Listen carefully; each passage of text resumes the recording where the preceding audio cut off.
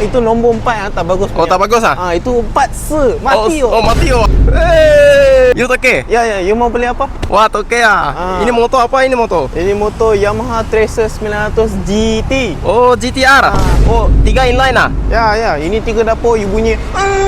Oh, macam itu ah bunyi ah. 3 dapur you boleh masak 3 orang oh. Oh, satu buat dapat ah. Free sekali satu. Free ah? Oh, free ah. Semua free boleh? Tak boleh lah. Oh, ini bayar, ini free. Alamak. Ini tahun berapa bos? Ini tahun 2020 tapi register 2022. Laju ah ini motor. Laju. Sesuai kegunaannya apanya? You mau pergi kerja boleh. Kerja bawa boleh. bini boleh. Bawa pergi bini ride boleh. Oh. Naik genteng boleh. Kamera boleh. Semua boleh. Semua boleh. Anggaran berapa you boleh bagi ah? Anggaran boleh 40 lah. 40 lebih ah, cincai ah. Kami saya mungkin boleh bagi 30 lah. 30 itu lebih. 40 itu nombor 4 yang tak bagus. Oh, tak bagus ah? Itu 4 se. Mati oh. Mati oh. Ada crash bar lah.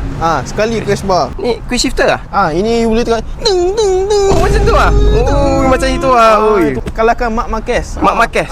Okey lah. Yamaha okey lah. Maintenance pun okey lah, murah saja kan. Spare part senang mau cari mah. Betul. You pergi sini ada. Pergi sana ada, sini ada, semua ada. Atas pun ada. Oh.